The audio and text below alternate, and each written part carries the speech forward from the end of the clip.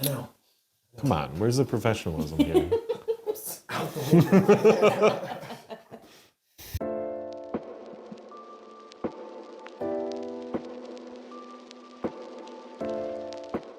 All right, welcome to Whiskey and Real Estate. I am here tonight with Eric and Molly. They bought their first house, what was it, back in 2021? 2021.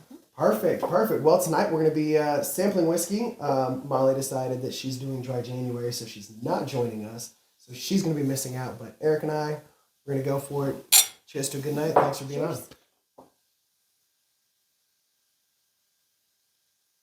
You think you've had that before, Eric? I think I have had it because it smells familiar.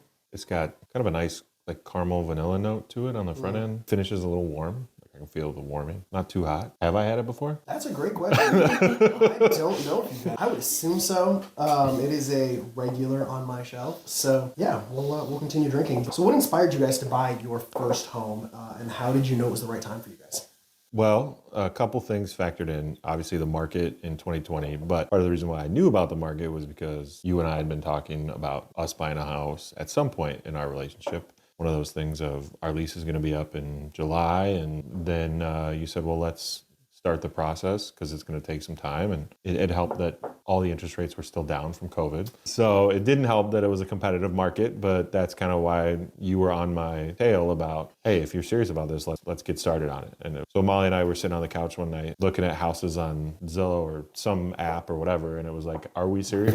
Are we serious about this? Like, is this something we want? And we kind of knew where we wanted to get back to when our lease was up, where we wanted to move. And it was like, well, if we're going to move, let's get serious about a house. Kind of asked you what to do, and you walked us through it. So it was kind of perfect timing. Yeah, it worked out. I mean, Eric and I, we actually met each other years ago, but life brought us different ways, and I got into real estate, and Eric is selling steel. Thankfully, we stayed connected, and we had kind of just touched base periodically about the market. So what was the most challenging part of the process? Yeah, we should say probably that we got legally married New Year's Eve of 2020. We were also planning a reception for everyone when lockdown ended. So we were kind of in the middle of planning a wedding, trying to get the loan pre-approval process, all that stuff going. I was switching jobs. Which we were trying not to be obvious about. Right. Through that process. So a lot of it's a little fuzzy. I would say none of it felt as hard as I thought it would because you helped us so much. I think especially because you knew what we were looking for and you were able to find that. I think the hardest thing might have been to be like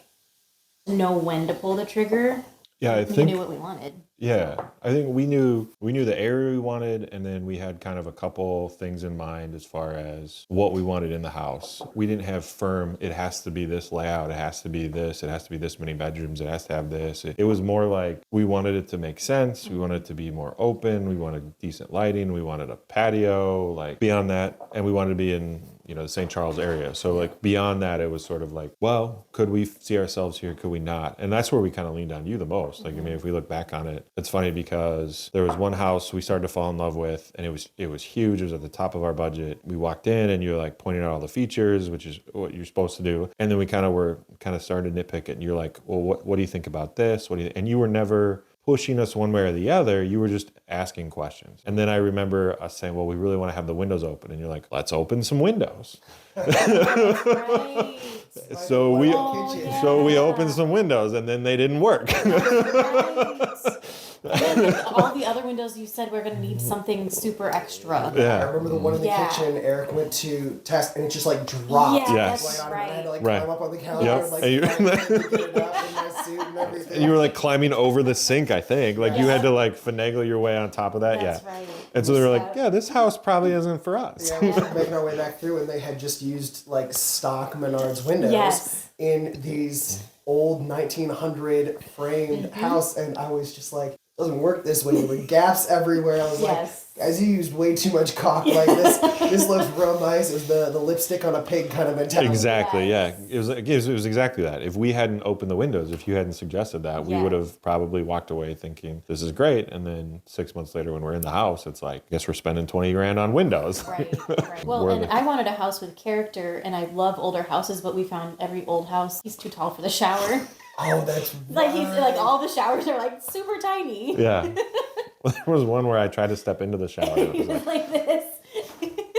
And Yeah. you get the slant of the ceiling there, and poor Eric's got his head all Yep, it's like I tilted wouldn't sideways. have thought about it, but being 6'1", gotta think Yeah. about that. So. It was really, those were the things that were hardest for us, were figuring out what were the non-negotiables, what were the negotiables, and where do we meet in the middle of it, and which house makes sense for that. And it's such a big ominous thing, but you were helpful in guiding us through that. And every house we would look at, you would say, okay, these were your 5 things that you wanted. It has this one, this one, this one, but it doesn't have this one. Is that a deal breaker? Or it doesn't have this one. Is that a deal breaker?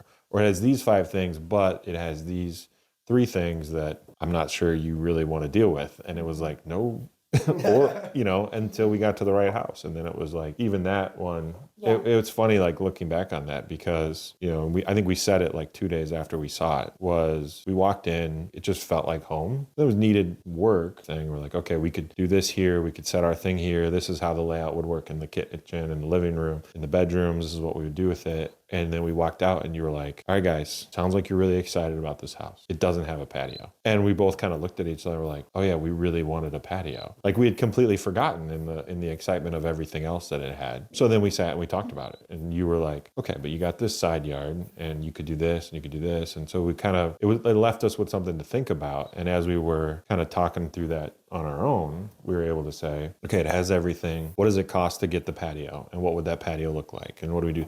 And so now 3 years later, we have a patio, we have an extended driveway. So, in a way, we got everything we wanted. We were under our spending that we wanted to. So in a lot of ways, we hit every non-negotiable we had. And that was where I think you saying it doesn't have a patio and us saying, oh crap. And then you saying, but here's what you could do if you like everything else enough. It wasn't like you never pushed us to say yes. It was always, here's something to think about. Here's something to think about. This could work. This could work. And kind of left it to us to say, yes, that works. And if we had said, you know what, this isn't going to work for us, you would have said, all right, well, we got 5 more houses next week. You never made us feel like we were wasting your time or we were taking you on to do many. And then you showed us a lot of houses. I don't remember being that many. I think it was, maybe 10 or 15. I was going to say, it was definitely double digits. Don't remember. Definitely not top of my other showings. I mean, I had one client who it was 3 or 4 years of looking before they found a house. Okay.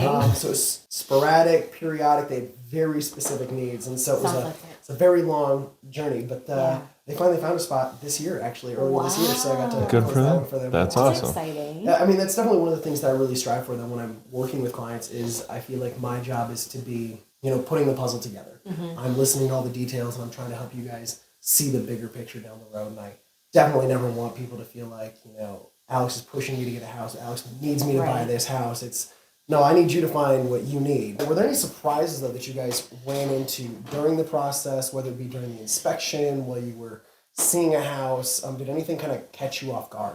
The amount of money the bank would give us? A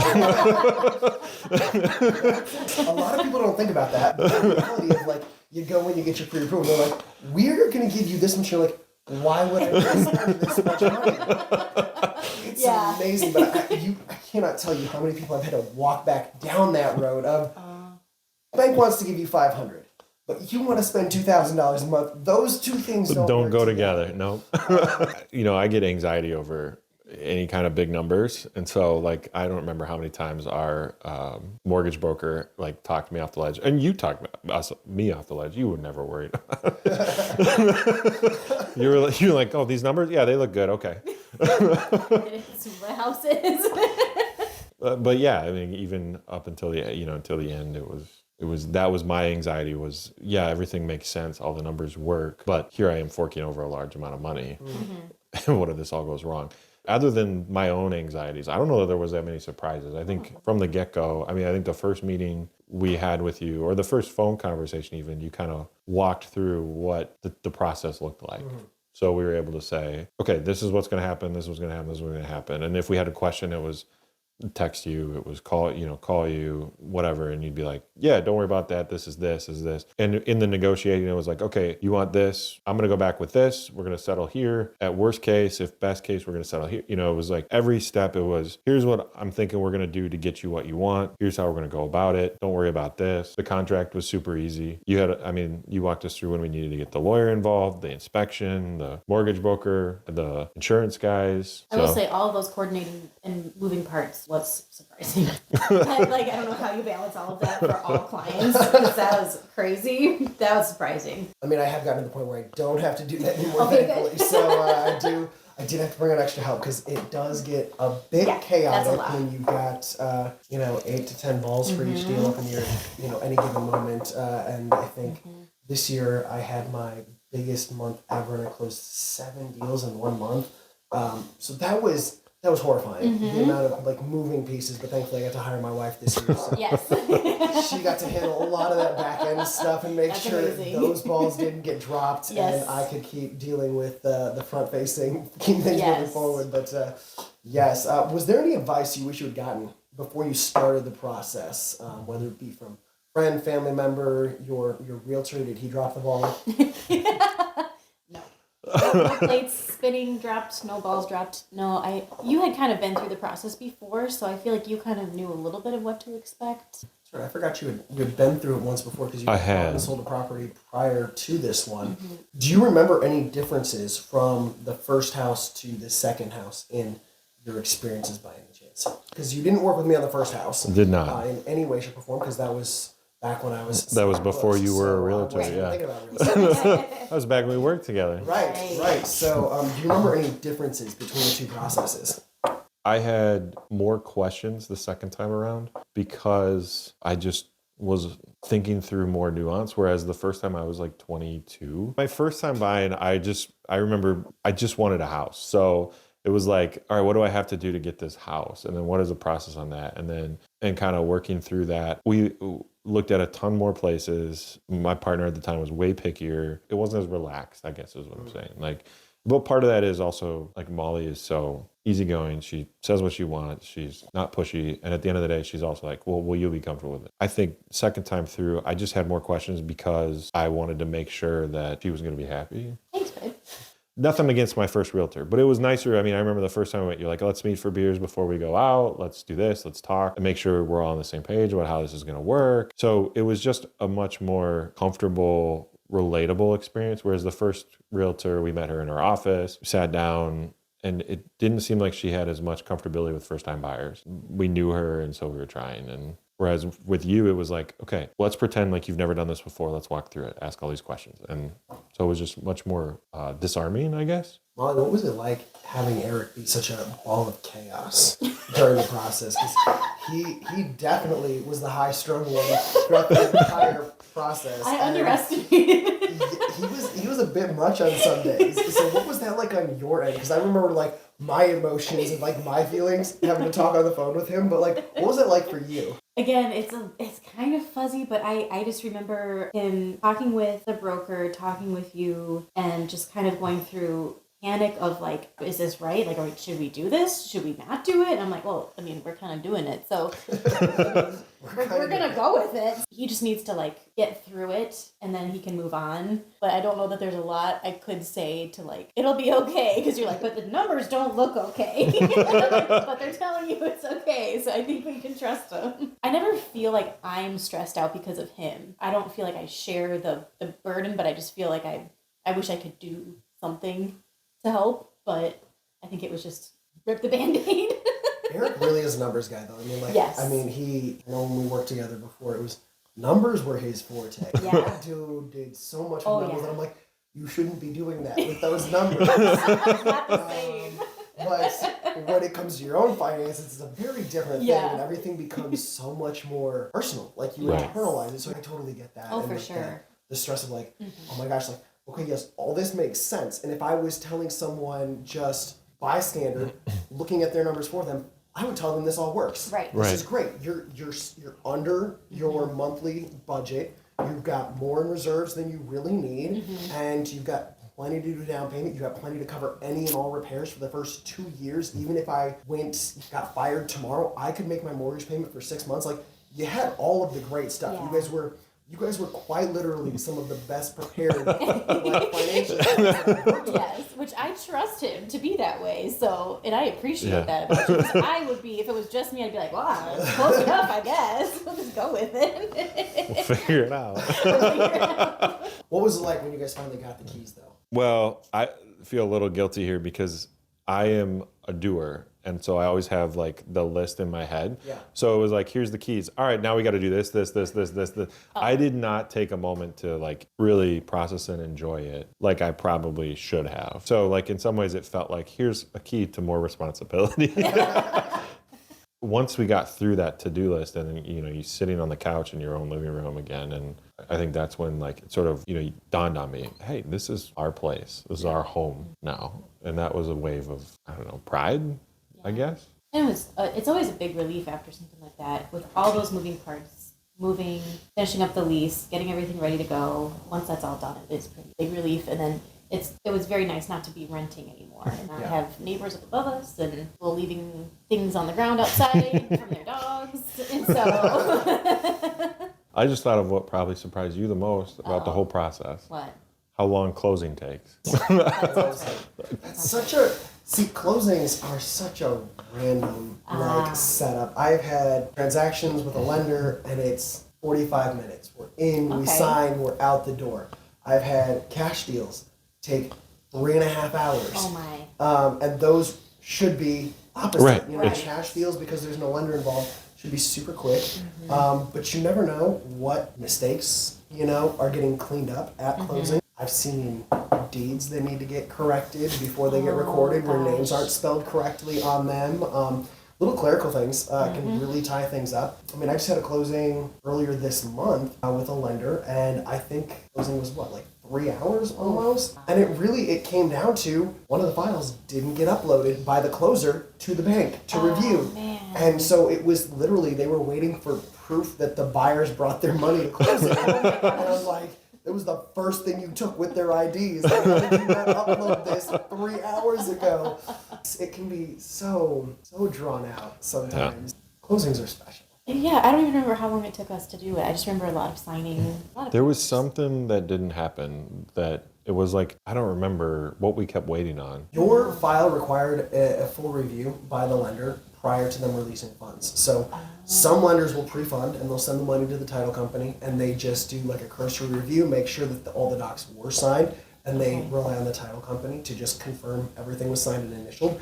They upload that, they release the funds, everybody walks out the door. Yours required a full review of the documents. They upload everything back to the lender. The lender then had to review the files again. And then they signed off and sent back and said, okay, here's the funds, here's the transfer ID, here's your release request. And so at that point, then we can do it. But when that goes back to the lender has their queue.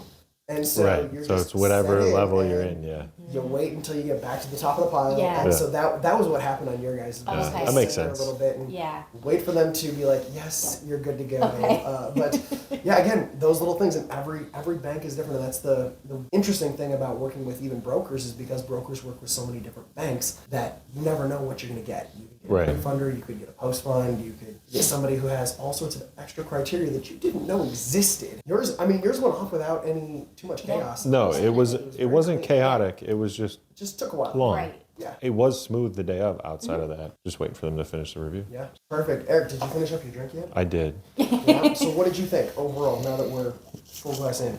It was good. Very enjoyable. It went down very easy. Is it Buffalo? It is not Buffalo Trace. It is from the distillery, though. Is it Weller? It is Weller's Special Oh. Yes. So Weller's Special Reserve, which I've got on my shelf. Oh, you're tucking it back there. Yes. So this is what we're drinking tonight. This is a great high wheat bourbon. It's very tasty. It's got a lot of sweetness that comes through because of the wheat. We've got one more that we're going to have to sample before I've got a couple more questions for you guys. So All right. we'll get that poured and we're back at it. All right, we're back. We've got fresh glasses. So cheers to round 2. Well, that's glorious. That's very nice. I forgot how good that was. So now that you've been in the house, when you look back, what is something that you are still excited about from bought the house, you fell in love with something, are you still in love with the same things? Has something changed? Are you in love with different pieces to the house? How are you feeling now 3 years later after purchasing? We've done a lot of things, which has been fun. We ripped up carpet and found parquet flooring underneath, so that was really nice. That's right. You guys had a crazy stain in that Yes. second bedroom, so that carpet was either going to need to I totally yeah. forgot to ask like whatever Yes. happened to that. I did not Oh, know yeah. you had that down there. Yep. Yeah, we'll have to show you pictures. Yeah, we have Yeah. two rooms down, one to go, and then just aside from the basement stairs, and we'll be out. We'll be done with carpet, which I'm very excited about. So, There's carpet in the basement though, isn't there? No, the there dog. was a The small dog section. got to that carpet, so we ripped all the ripped carpet that out, and we got to figure out what we're doing with that Nice. corner. Yeah. Old dog did its thing. My young dog tore up carpet in my parents' house, Yeah. and so they had to replace it before they sold the Oh. house. I mean, you're really gonna get mad at a Siberian Husky puppy that's chewing up a little bit of No, I carpet. don't think so. Not No, for they're long. they're just doing what they're made to do. Right? Exactly. Exactly. So you got to do a few projects. Yeah, we did the siding, and it looks fantastic. It's and the patio is fantastic. Remind me, what color is Upgrading. the house now? Gray. It's gray. It was yellow when It you was bought it. a just It hideous was. yellow with fake brick on the front And blue shutters. and blue shutters. It Right, I was forgot not about attractive. that. It looked from like brick. a bad house out of Marquette or something. Yeah, it looks better. It most definitely does. It most Yeah. definitely does. So that's nice. It's fun Yeah. to make it our own, for Yeah. sure. Yeah. The only issue we've run into is just space when we have people over. I love having the small space for us. I love how cozy it is. You don't have to clean a lot. When we have people over, it gets crowded pretty fast. Yeah. And we don't really have like a dining area, so we have to kind of flip the living room around. We don't entertain enough for that to be a big issue. Would we entertain more with more space? Possibly, but I don't know. We're finding ways around it. For me, I would say that's probably really the only thing that I Yeah, can just think the of. openness. Yeah, because when it is just the two of us and our dog, it's plenty of space. Yeah. But what we end up usually doing is like flooding the kitchen, and everyone ends up standing. It all works out, Right. but it would be nice to have a little bit more space in that regard. But the patio has been a nice add-on so far as summer goes. Yeah, and We can eventually be out there more. do the basement maybe and make that a And we have- space yeah. for gathering. So Dreams of finishing that in a different way, and then Yeah. being able to host down there. dreams making it a speakeasy feel. So it'll Yeah. be fun. Yeah, We'll we see. got to get some more carpet Yeah, down, or we some gotta- rugs down there. Yeah. Because in the winter, it is cold down there. Well, I've got like in like imagining like a fake fireplace. It's gonna be nice. It's gonna be sick. I mean, I will definitely pitch in a nice bottle and put this speakers. I think that's one of the things we do love about it is the family that was there before us had kids, and we kind of knew going in, okay, we're gonna do this and this to bring it back to life, cover the crayon, fix the star marks. We figured eventually we'd put new carpet down, and that's what led to finding the parquet, and that's been a fun experience. You know, you wanted character when we moved in, and I feel like it has almost more character now than when Right. we even knew it had when we moved in. Yeah. Yeah, we didn't realize how hard it would be to find a washer and dryer that would fit that space. I forgot about that. Yeah, but we found one and it works. So Like it wouldn't go downstairs or wouldn't fit in the laundry room. yeah, like the way that the laundry room is set up, it has to be stacked, and then it has to be a certain height because it's an old basement. So the floors are the ceiling is only, I think it's 7 foot. Like it's short because we looked at putting the treadmill down there, and if we had the treadmill down there, I would bang my head. So like little things like that were surprises, but nothing was insurmountable. Yeah. Or we didn't really like that was the one that was a surprise. The fridge has a very niche like space to it in the house, but we knew that going in, so we were even looking at that before we closed. You know, Right. how could we get a fridge in there that would make more sense than the one that was there? Yeah. Did you guys ever replace that fridge? Still Yeah. the same one. No, it's a new fridge. It's in the fridge. Yeah, we Yeah, took it's in the the we garage. took the old one, put it in the garage for beer. Yeah, it's a drink fridge. True Yeah. Midwestern, There you go. the beer fridge. Amen to that. Do you have any other fun stories that you guys want to share about the process of buying this house? I mean, you climbing up on a sink is about as amusing as it gets. If we go back through the process, I think getting in touch with you, I think we first talked about when we were going to want to buy a house, like a year before we did. Like it might have been shortly after we upped our lease, but it was sort of you checking in and saying, hey, what are you thinking? And me saying, well, probably in the new year. And then it's like, okay, well, this is, if you want to buy in July, this is your timeline. And, you know, having you pitch that timeline to us so we understood it. And then, I probably asked you a few questions along the way. And then before we really started hammering you with questions as we got closer. But as far as advice goes for first-time home buyers, especially, What It would advice do be- you have for those first-time buyers? Talk with a realtor sooner rather than later if you are even just dabbling in it, because the last thing you want to do is start looking at houses that are outside of your budget, get excited about them, and then realize you're going to be settling or something like that, or understand that timeline. It's never too early. Even if you're 2 years away or you're like, hey, I'm saving and this is my timeline, just get in touch, especially with you, because you'll make sure that, you check in with them. It was one of those things where, hey, I might want